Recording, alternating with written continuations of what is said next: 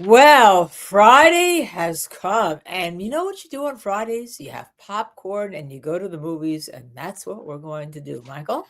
Yes, it is. You like to call it Fashion Friday. Today, I'm calling it not so Fashion Friday. Look at this outfit. Anyway, we are going to take a look at the Karen Reed Lifetime movie, and I guarantee it's like nobody else has done or will do. Justice, where are you? Michel and Linda are here. Love you, Linda. Where is justice? Will we ever find justice? The courthouse the other day in the hallway, you're singing Will "Oh we Happy know Day." justice when we see it? To be and down may I lead the way. Hoping justice will win the day.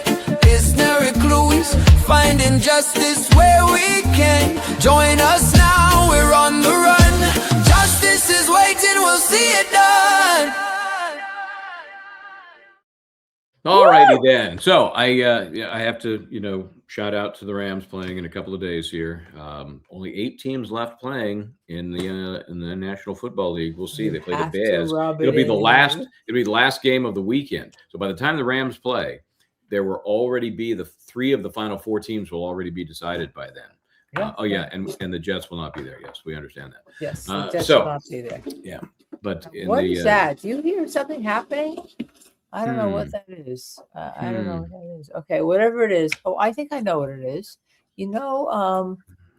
I try to stream things and watch things as we're going along, and I have 2 computers now. I have my Just to Serve TV computer, and I have my work computer. And I think my work computer was saying, "Hey, you got to pay attention to me." Over here. Yeah.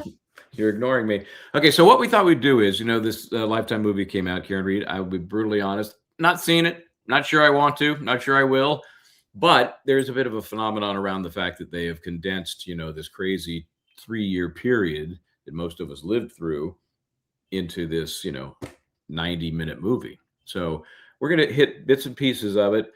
Then we're going to watch an interview with the star who played Karen Reed, which I think is very interesting, on the Tamron Hall show. She used to be on Dateline, I think, right? And then NBC whacked her, and she said, "Okay, screw you. I'm going to do my own talk show," and it's been overwhelmingly more successful. Yeah, right, she's great. She's always been very real, very approachable, and that's for these daytime type talk shows. You need that. So anyway, so let's first of all watch this is just the 1-minute, Lifetime trailer that they put together to get people to watch. This actually came out about 3 weeks ago, so long before the release of the movie, which was just a few days back. Here we go.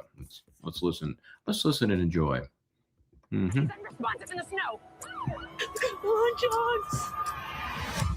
Just behind me is the location of the death of Boston police officer John O'Keefe. Karen Reed, you have the right to remain silent. I loved this man.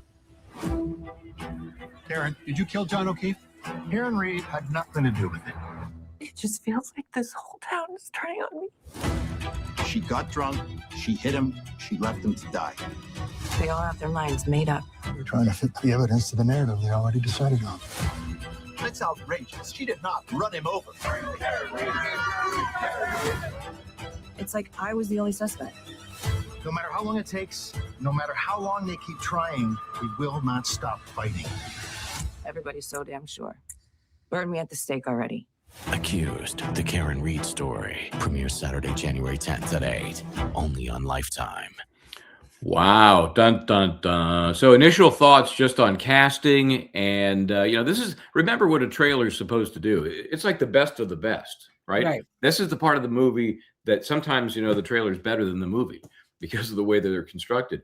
Are you driven to watch this movie based on the trailer? No, because I saw the real thing and I know the real players. Yeah, and Alan Jackson is a forceful personality. And who was that? And my client, Aiden Carney, is a forceful personality and who's good looking. That's the first one that I really was like, this guy is so vanilla. Not even close to what Aiden Carney is really like. I mean, so anyway, so that's. I mean, let's face it, he's broke the case wide open. Alan Jackson was on TV just this week saying they owe him a debt, and Michael Morrissey is now not running for re-election. That's right. The state police is been like totally savage. The head of the state police is going to be resigning, all because of Aidan Carney, who they're still going after. And then you have Alan Jackson, who, as we all know, is definitely not vanilla. He's not even peppermint. You know, they had like all of the attorneys to some degree kind of melded into one. They didn't have the distinct personalities that really had in the case. Yeah. So, and I think we have to acknowledge, having seen a lot of Lifetime type movies, they're not top of the heap in terms of budgets. So maybe the people they get are as close as they can get to what they can afford. And it's usually a quick and dirty. Right. Let's face it, this was 6 months after the trial ends, right. Of course, a lot of the setup was in place for a couple of years, but the actual trial itself, at the very least, was a year and a half ago, and then the new one 6 months ago. So anyway, I thought Tamron Hall, who I like a lot, she has Katie Cassidy on. What's that? We worked with somebody who was at Long Crime, who went to her show to also. Oh, who was that? John. I don't want to give his last name, but he was. Who? Okay. Who? Never mind. What was the first name? Never mind. Never mind. I don't know who it was. I really don't know. But I could see that be those shows can be a grind. Because it is a daily, but they got big teams. So anyway, Katie Cassidy was the star, and I think she looked fine. I don't have a real problem with like, oh my God, they went for Sharon Stone or somebody, a big name that had no connection physically. She was okay, look good. Right? Good. Okay, right. So we'll go to Tamron here. Let me see if I can just get to which part. Let's see. Oh, that's the. I don't want to do the reporter yet. Stand by here, folks. And I just laughed when I heard that. A reporter that covered the case. I'm like, really? I never saw you there, but okay. That's what you want to believe. I don't even recognize her from ABC News. As one of the the stalwarts of ABC News. Okay, so I'm just trying to cue it up to the intro of Ms. Cassidy. Okay, I mean, everybody would recognize, if I could pull it out very quickly. Everybody would recognize something. This. Oh, whoops! There you go. I have used it upside down. That has happened before. It's true. You have. I remember seeing it. But everyone would recognize this. I mean, that's. We were there. You were there. As a matter of fact, incredible shrinking microphone. Yes. My microphone does shrink. I don't understand this. I don't know. Okay, that's okay. Here we go. Okay, so again, this is the introduction to her. I thought was interesting when she starts to talk about what she did and didn't know about the story. He'd suffered severe head injuries and hypothermia, and later died at the hospital. Now, within days, Karen Reed was arrested and named the prime suspect in his death. Prosecutors argued she struck him with her car. Her defense team claims something very different. They say John was killed inside the home and dragged outside, and that Karen was framed. 2 high-profile trials followed, sparking protests, passionate supporters, fierce critics on both sides. And this past summer, Karen Reed was acquitted of all murder charges. Now, the story is being retold in a new Lifetime movie. It's called Accused, the Karen Reed story, starring actress Katie Cassidy. Take a look. Oh, good. Just behind me is I think the I just saw location of that. So we're going to skip that since we just did that. Okay. There's Aiden. That's the Aiden show. Oh, my goodness gracious. It's just horrible. Horrible. The courtroom, interesting. How long it takes, no matter how. I'm going to look at that It's like shot I was again. the only suspect. No matter Okay, how long see it takes. that? I want to see the judge. I want to see Judge. We want to see Judge. Oh, was he Judge Bev is No matter front and how center in long the they actual keep movie. trying, we will not stop fighting. Everybody's so damn sure. Burn me at the stake already. Tam fam, please welcome. Okay, while you're masking, let me see if I can find a shot of. I don't think in this one. Yeah, in this one they don't have Bev front and center, but it looks like she has a horrible. No matter wig how on. long they keep trying, we will not stop fighting. Everybody's so damn sure. Burn me at the stake already. Tam fam, please welcome Katie Cassidy to our show. How familiar were you with Karen Reed's case when you took the role? I actually was not familiar. Which I guess is a good thing in a way if you're playing or portraying someone, is it? Yeah. Because I have a life and, you know, I'm not obsessed. So yeah. I mean, I do wish I would have had more time because it was so quick, the turnaround from when Lifetime came to me, and then I'll 3 bet. days later we were filming. 10 days. Now listen to that. Now, having kind of an entertainment background with extra and dealing with this stuff all the time, 3 days from, hey, you want this gig, to roll action? Yeah. Well, there was something like that when Helen Mirren played me in the Phil Spector movie. Bette Midler we'd done all this work. We had met, we'd gone through my closets, we had all this time. Bette Midler was going to be you. But... Bette Midler was the first. Was actually going to be. She was on the first day. Said she hurt her back. Okay, and so they had to close down that first week. They had to close down, and unless they found somebody. And so then, like 3 days later, they called me and you know, I've told the story about, you know, being real cool. And they said, well, you know, who's going to play you? Helen Mirren. I'm like, oh, yeah. Okay, that's great. Thank you. Oh, fuck, Helen Mirren's going to play. Yeah. You know, but it's a longer story than that. But then she was started to film within a week. So, but that's an extraordinary circumstance where the original person flaked out and, you know, they can't just sit for weeks now that they're ready to an roll. extraordinary actress who met me and could just, if I said a word, she just said it back to me, or a sentence, and it was really scary because it sounded just like me, and it was amazing scary. Actor, yes, no doubt about it. She so just in this won case, that's just the way. award. That's just the way Lifetime works. I mean, it's on a grind and it's just low budget. And it's, hey, here we go. Get ready. Here's your part. 3 days. See you on set. One had an opinion. Oh yeah, definitely. How did you start to dive into this character? I hit Google. Okay. I also read the script, and I was definitely interested, and I was intrigued by the story itself. What did you find intriguing about it? Well, the America's obsession with this story, and just curiosity as to what the true story is. And there you go. Can I stop that? That's great. I mean, America's obsession and a curiosity is what the true story is. I mean, if you're going to answer that question, what a perfect answer. What a perfect person to play her then. Can you imagine having not even heard the name and you Google it and it, like, your computer melts because there's just so much shit out there. It'd be overwhelming, if I'm just trying to get a sense of the story and this character I'm about to play. You're going down a rabbit hole. Story, and in this case, it's Karen's side, the cop side, and then the truth. So I did a deep dive. I was shooting probably 72 hours later after I got the phone call. So 72 hours after you dug into the case, because it is such a complicated, and it's fraught with, first of all, the fact that the details are truly murky. There's no eyewitness. There is no smoking gun, some might say, which is why she was allowed to go home free.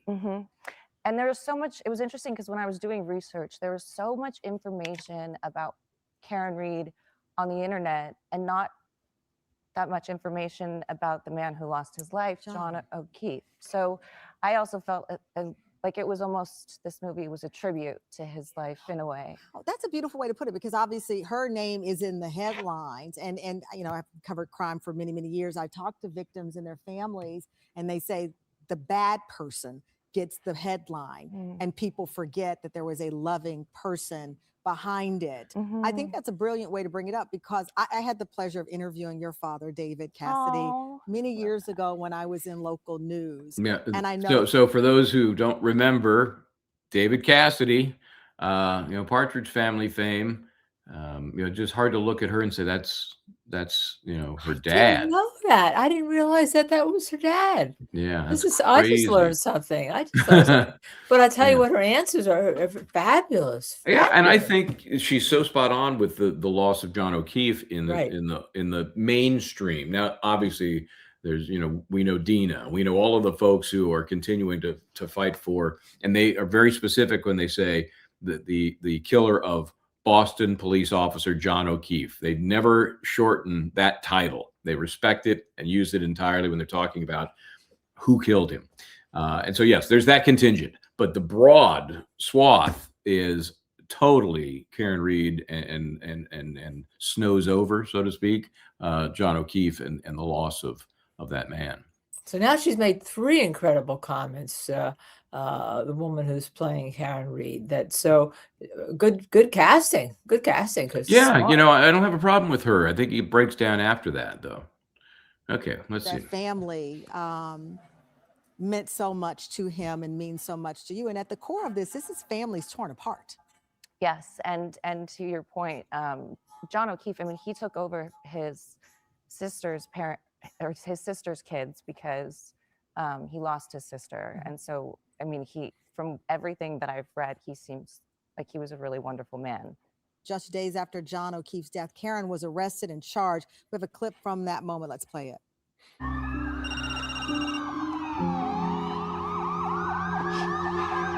Was it Lights and Sirens? Just like we talked about. It's like in the courthouse.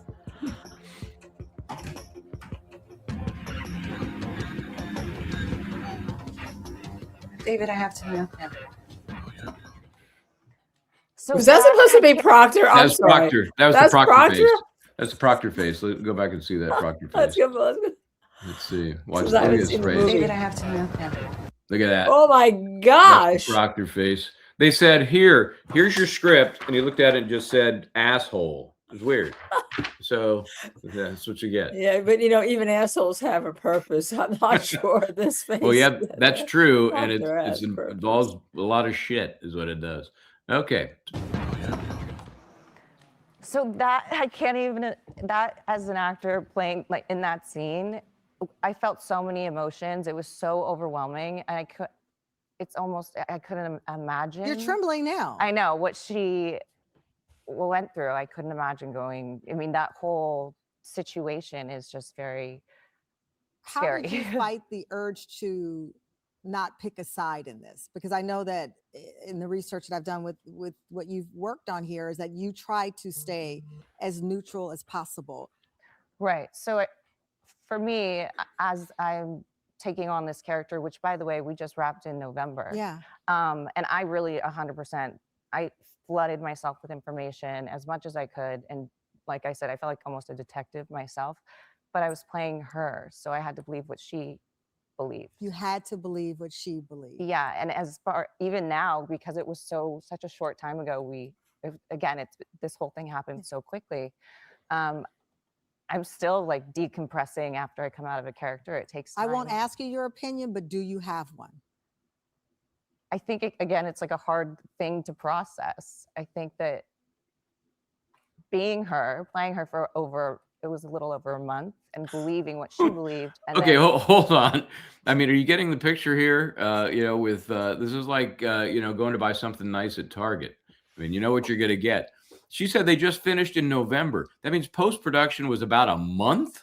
Right. I mean, that is as cheap and dirty as you can get. But being first, but always pays off. immersing herself for a complete month. If she immersed herself, like who are the actors? Like they never come out of character. John Malkovich.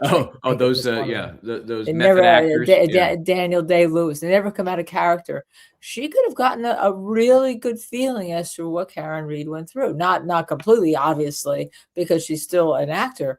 But looking at her face and listening to her, very interesting. It's different than I would have thought. Quite frankly. I think now I don't know about the rest of the movie, but Tamron didn't have to back off on that question. She could have said, "What do you think? What's your opinion?" Instead, she said, "You don't have to tell me, but do you have an opinion? Why can't we get her opinion?" Well, that I don't know. I would have liked her opinion to see what she thought. And she's trying to answer that, but I have a feeling her opinion may be buried in here somewhere. Rapping and trying to decompress. I'm still processing. So you still don't know what you believe about her. Right. That's fascinating. It's all like a different when you portray someone and then to go back to being myself and grounding myself and going through the process, it definitely takes time to come out of it. Well, coming up, the twists, turns, and unanswered questions of the Karen Read case. A reporter who covered the story joins us after the break. Okay, and just a hint, it's not Aiden. So, How many trips did you make? I am not lifetime friendly. Let's put it that way. So let me find our reporter here, and the first and person. what's very interesting is that the mainstream reporters did not make this story. It's the streamers, it's the tubers, it's the people that were there that made the story. There's no mainstream reporter that made the story. I mean, you had, even Vinny, who came later on from Court TV, he did a great job, but some other channels didn't have a presence there. No, Fox was there at the end. I'm trying to think of the networks. That's why I said I don't remember this person there. If Ted Daniel made this. Yeah, local guy. He's great. He's fabulous. Yep, and he's still doing some good stuff. Right. He just got that. Oh, he got that quote from Alan Jackson about Morrissey not deciding not to rerun. That was we did that. Remember when we did that story and we were talking about, and you're like, well, he's not running, is he? And I said, well, I don't think he's declared. And we went through the whole calendar. We've got to declare between May and August for a November election.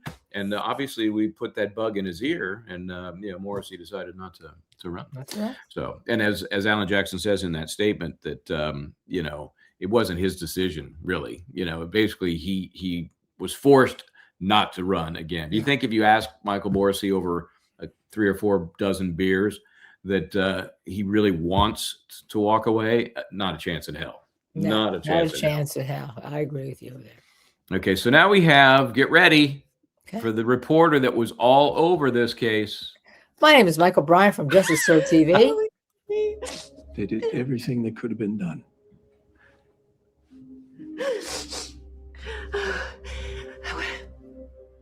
How did it happen? I mean, did I hit him? Could I have hit him? Welcome back. That was a clip from Accused, the Karen Read story, new Lifetime movie revisiting one of the most talked about murder cases in recent memory. Back with us is Katie Cassidy, who portrays Karen Read in the movie, along with investigative reporter Olivia Rubin, who covered the case for ABC News. Welcome to the show. Thank you so much for joining us. Of course. Yay, Olivia. That's not our Olivia. All right. No, that's not our Olivia. That would have been something. Yeah. But yeah, so here you go.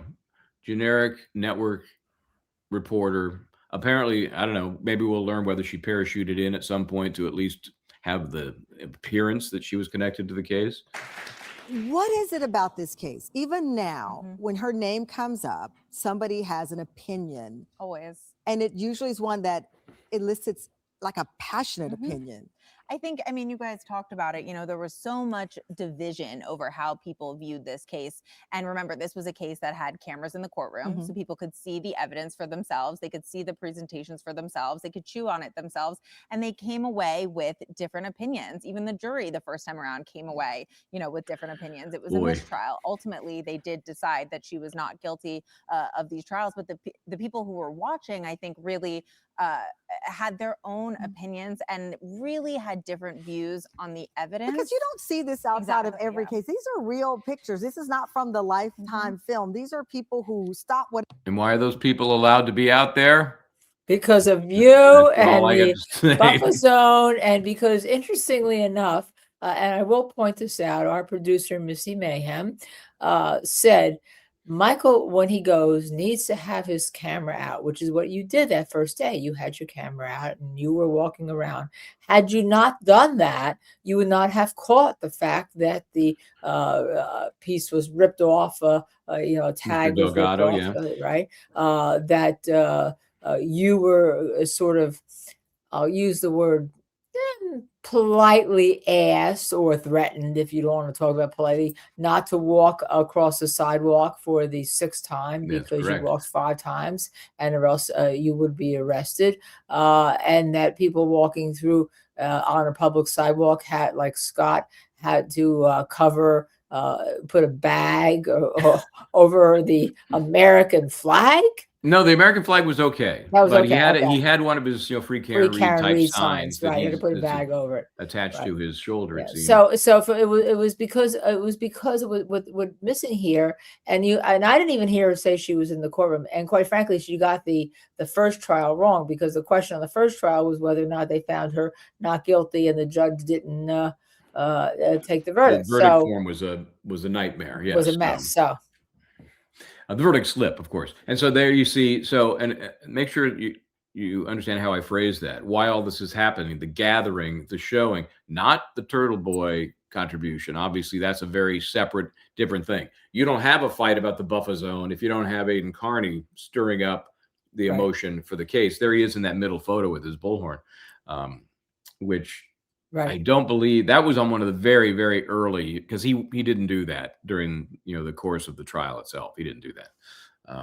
But this is probably prior to his being charged with witness intimidation too, right? And a week from today, for those who don't recall, we'll be up in Boston because his case against the Commonwealth, or I should say the Commonwealth's case against him, will go before the court on the recusal motion to get rid of special prosecutor Robert Cosgrove. He's special as in like special ed. That's how I look at Robert Cosgrove. It's too bad it wasn't last week when I was in Boston for Yeah, the whole that would have week. been perfect. I would have joined you. Maybe I will join you. Maybe we should do some dual reporting on these cases. That one, what happens next week is going to be critical, because the motion to dismiss is still hanging out there. Right, absolutely.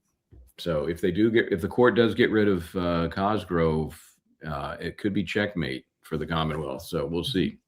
Anyway, I digress.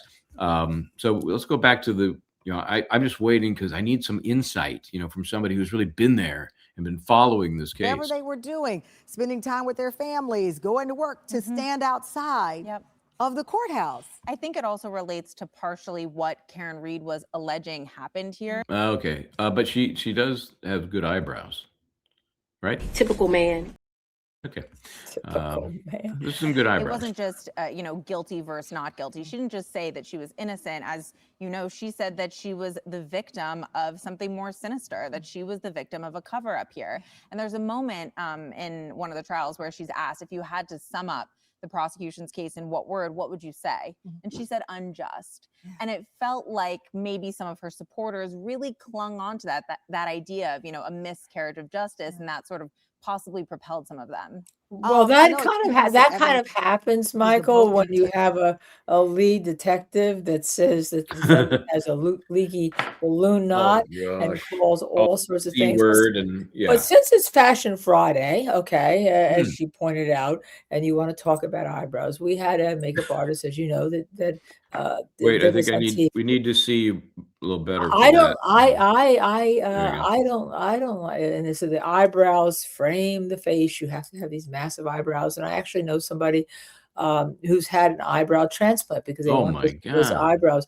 I am of the 1930s actress look. I don't like that. So they're more like thin, tapered, and then let your eyes come out. But so that's the new thing, that you have to have this framing of the face. I kind of like bangs and big eyes, but it is Fashion Friday, and people always ask me something about Fashion Friday. So there you go. You brought it up. I could. Oh yeah. And like I said, for me, it's lack of Fashion Friday. Or no Fashion Friday. So I think she seems like a perfectly lovely person, but I don't know that she's bringing any insight that you couldn't have gotten from people that were, I think the actor, Katie Cassidy brought great insight. I agree. I think she is pretty cool. Okay, let's see where she goes with her insights on this reporting. Light in Karen's car. Take us through this and why this was so significant. The taillight's very significant because there was really no real eyewitness here, right? So the taillight sort of helped to tell the story for prosecutors. They said that the taillight broke when they claimed that Karen backed up her SUV into John O'Keefe. They claimed that there were pieces of taillight found at the scene. They claimed that there were pieces of taillight found possibly on John O'Keefe's clothing. And that was sort of a big piece of evidence for them. But again, as everything was debated in this case, the defense said that's not actually what happened. They said that the taillight was broken, and this is on camera, when Karen at another time was backing out and she bumps another car. And you can see it on video. And they say that's when the taillight was broken. Not when she allegedly. Right. And they sort of weave in their allegations of could the police have messed with this taillight evidence in a way? And again, the police say there's absolutely no evidence that anything was tampered with. What about the scratches on John? That leads into the taillight as well, right? So the injuries on John O'Keefe's body were highly debated at this second trial. They say, the prosecutors, that those were the marks of someone that had been hit by a car. But Karen Reed's team says that anyone who looks at those scratches would see that those aren't actually marks from a car, that they say that feeds into their theory that John O'Keefe had been killed inside of the house. And part of their theory is that when that sort of alleged brawl was going on, that he was attacked by a dog. So they say that those are really dog marks. They pull up a witness when they're putting on their case who testifies that those are dog marks. So again, really key. And it actually seemed to be something that did resonate with the jury. One of the jurors actually spoke out after the trial to ABC News in an interview, saying that when they were deliberating, they had problems matching the taillight to the injuries on John O'Keefe's arm, and that they didn't feel like it lined up. So again, it seemed to be based off of this one juror's claims that was something that resonated with them. I do know. Yeah, and not to mention expert after expert quantifying the cause and the lack of any connection between a contact with his arm by the taillight. I mean, two two forensic pathologists, the FBI hired people. Yeah, a lot of that just wasn't that.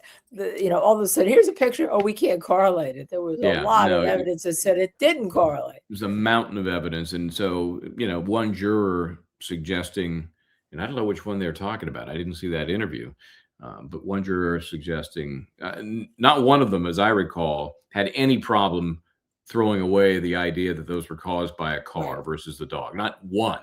Not one. It was not, oh my God, I'm confused. No, nobody felt like that. It was like, of course not. And even had Dr. Posada, suggesting that, well, that wouldn't happen. That contact would never cause that.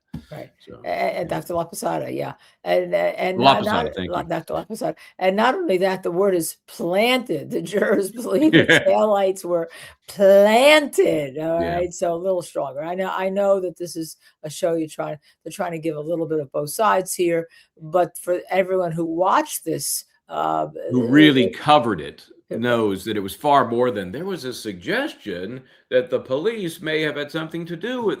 There was just a little hint, not a suggestion. No, just possible. That a big part, and the movie shows this, how the lead investigator sent derogatory texts about Karen. This was as messy as you can imagine of a trial here. What impact did that have, and how did that fuel her supporters? Well, certainly, it seemed them fuel in their feelings that something was amiss with this investigation. When you have the investigator sending derogatory messages about someone that they are investigating, and, her attorney spoke about those to the jury, saying that those messages proved, in their opinion, that this case was just biased from the start. But again, that investigator has said that the texts he sent were regrettable, but that they didn't actually impact any evidence here. They didn't change any facts of the case. And they have said that he sort of ended up being the scapegoat. Katie, did you get a chance or even opportunity? Excuse me, can we stop? So why not mention that it was, he never even testifies in the second trial, right? So, and B, give me the B. He's been fired. That's it's former trooper. Trooper, and his wife, who was supporting him all the way through, all of a sudden said, "No, I think we're done here." Okay. Yeah, he's, this is like a headline service, and we get that, but it's just annoying when you bring somebody in who's supposedly the in-depth, investigative reporter, and it's such a superficial analysis because she's attractive. I mean, let's face it. And I don't know for sure who owns the Tamron Hall program. If they're in bed with ABC, I don't know. I would not be surprised. There's a lot of incestuousness in the biz. So let's bring on the attractive reporter that's in-house. She'll read up on it. Let me just see some evidence that she was ever there. At the very, just anything. Did she even go to Dedham once? I don't know. I just think it's disingenuous. And Tamron Hall's very smart. She is very bright. Yeah, she is. I just love her. She is an investigative reporter. Yeah, she is. That's her She- background. right. But when you get involved in a machine that is like a daily talk show, Yeah. a lot of stuff's out of your control. I don't think she vetted this person, to say, well, were you really ever there? Did you go inside the courtroom? I don't think that happened. Was that ever available to you? No, I thought about it, but it was just not something, again, given the time, it was not available. But you thought about it. Yeah, if I would have had longer, a little bit more, like a month or two, I actually wish I would have known you. I would have loved to talk to you. But again, it's all public. Do you ever think about, like, if I did get a chance to meet her, this is what I would want to ask after having portrayed her in the film? I don't know. I'd have to think about that. Yeah. That is a good question. Not, did you do it? No. Seriously, that's usually the first, but you have, and I think that points to something, as you said, you are still processing it. Yeah. So to ask, did you do it, would mean you'd formed an opinion. Right. And you have not done that, even though you played her in the film. I think that's so fascinating. Playing her, like I said, I have to believe what she believes. So, and then coming out of that, not being long ago, I don't think I have a. You haven't processed it. Olivia, what is Karen Reed doing now? I know there's a civil trial. Certainly. Well, the legal battle is still going on. She has filed a civil lawsuit against people in the house, against some of the investigators, sort of putting her allegations to paper, saying that they all worked together to deflect blame away from the real killer and that she's being framed, which is what she's essentially alleged. Is she alleged. living a quiet life? I'm not actually sure exactly where she's living. Certainly she's pursuing this lawsuit. They totally deny those allegations, but she's also the subject of John O'Keefe's family civil lawsuit. They have filed their own wrongful death claim against Karen in part, saying that she sort of concocted these allegations, that they have had emotional pain. Of course, she denies those allegations. So those are two separate lawsuits moving. Okay, so let's clear this up, since that's a big bowl of poop, the way she's described that. The lawsuit against Karen Reed is not suggesting she made stuff up. It just says she's responsible for the death of John O'Keefe. It's a typical wrongful death lawsuit. Now, the defense in the other case is about the conspiracy or alleged conspiracy. But the wrongful death suit is very simply the criminal case with a lower burden of proof. That's all it is. Okay. And then, of course, we know the federal case, which is now involving, what do you call them? The House defendants. Oh, that's what you're looking for. Yeah. That's a great. It is. It's a great way to encapsulate those folks. To give them a name, to give them a title, to give them a theory, a theme, and the House defendants. I would have liked to have heard more about what Cassidy said. She kind of got interrupted there about what she said. What would you ask her? What do we, after you've played her, what do you think? What do you think happened? And all, we're getting this decompression. I'd really like to hear more about what she thought if she was in her mind, and maybe let's reach out to her. I'd reach out to her. I'd like to have her on. Let's reach out to her. I'd love to hear more about what she thought. And I'd really like to know from Olivia what happened in the trial. Can we get her on? Before we move on just to the tail end of her interview, I think it's interesting. Again, it's more a reflection of down and dirty, how quickly Lifetime does stuff. It's more common, as you know, Helen Mirren, that that the actress, the actor, meets the subject, especially when it is such a key subject. Right. It's not like the actor who played John Proctor, Michael Proctor, didn't meet Michael Proctor. That's the different story. But for the lead actress in a key, title character, not to meet the real person, that's weird. Yeah, and in my case, there've been months of like going through my closets for clothes, getting the glasses, all sorts of different things, having discussions, which then got shortened with Helen Mirren because there's so much had been done with Bette Midler, but at least it had been done. Yeah, yeah. And again, that means more time. That means more money. And I think And I don't think Karen's going to cooperate in it. She has her own. that may be This that's a is different her story. story. This is Karen Reed's story to tell, and I think. And we know quite there's another frankly, movie in the works. We know right. there's their And product is going to be coming out, and I and expect a little better quality. Well, yeah, and not that I'm not enamored with Cassidy. I think she did. I haven't seen the movie, but just her demeanor here. But yeah, I'd like to hear more about what really happened. I mean, I would love to have Aiden on our show about what he thought. I think he thought the movie was okay. Yeah, I think he did too. I think he, okay. I think he was, and you could But relate to this. When who you was have out playing him? when anybody's playing you on the screen, there's a weird, you must have felt it, a weird connection and dynamic, and maybe you're hypercritical, but you're also very flattered. You're sitting here watching people call, the person on the screen, for instance, in my situation, Linda, and you're sitting with thousands of people who are watching it on the premiere night that have been invited. And it is really weird. And then everyone starts looking at you, right? But they're really looking at the person on the screen. And, yeah. So I'm sure his reaction interesting. It is interesting. Is a lot of that. So I don't know if he can be hypercritical. But I can't be hypercritical because let's face it, there's a big difference between who played by Dame Helen Mirren, who ended up winning the Screen Actors Guild Award for Best Actor playing me. I was not hypercritical at all because she was she's an amazing person. Let's face it. Well, let's see. I know Aiden did a show in which he reacted to it. But we could ask him. Yeah, ask him maybe. We'll try and get Cassidy. Not Cassidy. Yeah, Cassidy. Yeah, we'll try to get the Partridge Family's little girl on. Yeah, because I think her interview is terrific, and I'd like to hear more about what she said. Yeah, and then we'll get Karen on, and then we'll have. I don't think Karen's not going to do anything until she goes on. Well, she's going to pick her shows, and then she's going to do her own movie. As I said, even when I was representing Aiden in that Atlanta County case for that day, and somebody asked me to tell the story, I said, no, this is Aiden's story to tell, not my story to tell. Yeah. It really is. It really is the subject's story to tell, not the lawyer's. Yeah, and he's got, it's almost like a number of stories, not just one story. It's a lot of stories, and some of them still exist and have not wrapped up yet. So, and maybe they will, maybe they won't. Speaking of wrapping up, let me bring our eyebrowed friend back on here. Whoops, there we go. Okay. On their own tracks. They're still very active. There are hearings scheduled.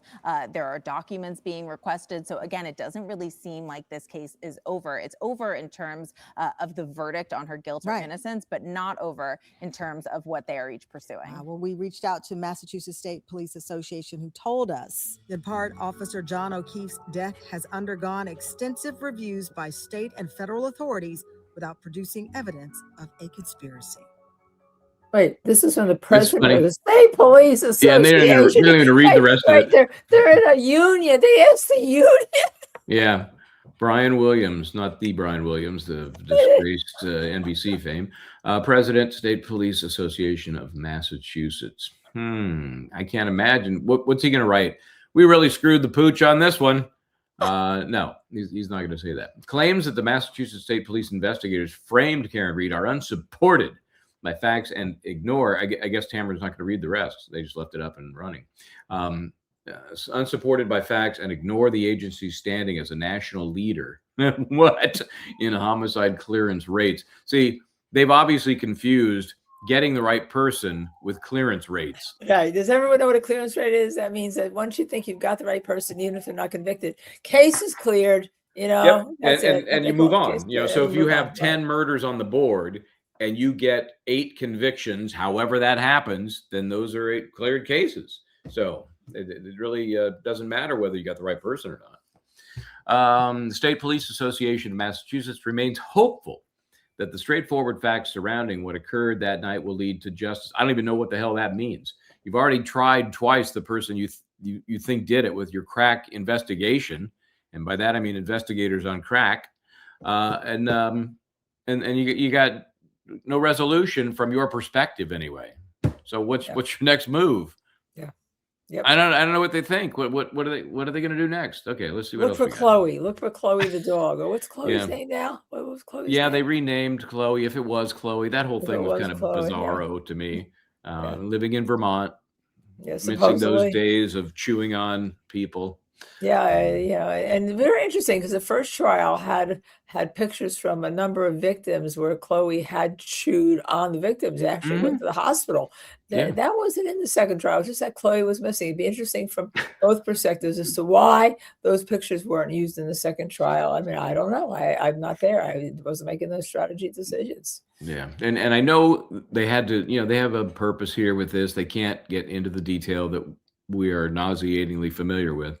But I think, kind of conflating trial 1 and trial 2 isn't doing justice to the process. You got to at least acknowledge something as simple as a lot of the movies about trial 1, because that had the more colorful characters, right? Mm-hmm. I think when you watch the movie, I haven't seen it yet, and I may not, unless someday I wake up and I go, hey, I have not one Well, thing I to do think today. if Not one thing. if actor Cassidy agrees to come on the You show, would get I her? think- Oh, I think we that have to see the movie. That would change my mind. If she says, "Yeah, we'll come on," then I will definitely. And we could reach out to Lifetime and try to, because really every time they Of come course we on do a can. show, we have 33,000 subs and we've been covering this, and we've had most of the players on. We're one of the few networks that had Alan Jackson on.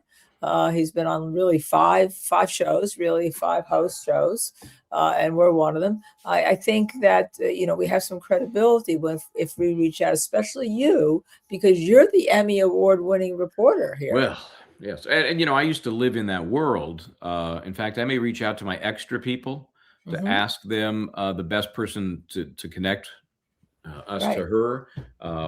Because I'm really they'd be happy to interested do in that. Cassidy, and I'd love to have Cassidy. I'd love to have Aiden and Cassidy on, quite frankly. Yeah, maybe we can get the actor that played Aiden. That would be interesting. Okay. Anyway, so my point is that they were on this movie with, from what I understand, based on trailers and stuff I've read, most of it is trial 1, and then they smash the result of trial 2 into the because interesting. because otherwise, I don't know, but all the fun is in trial 1 in terms of the colorful characters. There is no Proctor, no Higgins. None of those folks are in trial number 2. So anyway, well, but we do have Yuri Buchanan in trial. Well, yeah, Yuri was that was a pretty interesting character. He reprised his role. Yes, he did. Okay, let's see. It's funny they just leave this up. Isn't that weird? She stopped reading. Very weird. It's just very weird. And the part she read was pre-recorded. You could just tell. So they leave this up so the audience can read it. This is, in the civil case against Tamron Hall show. Do you think people are really reading that? No, it's beyond them. They don't watch Tamron Hall to read. Okay. The team says she vehemently denies she is liable for O'Keefe's injury or death. But Katie, thank you so much for joining us. Olivia, thank you. Accused, the Karen Reed story premieres tomorrow, 8 p.m. on Lifetime. Coming up, the University of Texas criminology professor and her students who helped police make an arrest in a shocking 34-year-old murder case. I think I remember that one. Okay, but we're not going to stick around for that. We're going to commercial break. So anyway, I thought that might be an interesting way to very look interesting. at Anyone this has movie. done that. To look at to see what the actor thinks, and Tamara's interview, and a reporter who I don't know how many times did she say how many times she went to the Sacco and Vanzetti courthouse? I did not hear that. I didn't either. If any of you heard it, please let us know. Okay, so I'm on the trail now of David Cassidy's daughter, and I don't mean and that she was in a great. stalkerish way. No, she was terrific. I'd love to hear more from her. I'd love to interview her more. And if she comes on, I'd love to have Aiden on at the same time or around the same time. Yep, I think we get her. Something tells me Aiden would willingly jump on to contribute. Just a thought. Yeah. Okay, so I'm going to work on that. What else we got? Anything else before we shuffle off to the weekend? No, let's see. You have football. That's right. This is a long weekend. Monday is Martin Luther King. Oh, that's right. That's celebration day. We'll have to see whether or not we have a show or we just honor Martin Luther King on Monday. We'll let you know. I'm assuming all these trials, Uvalde, Canero, all these trials we've been dipping into, I'm assuming they're all shut.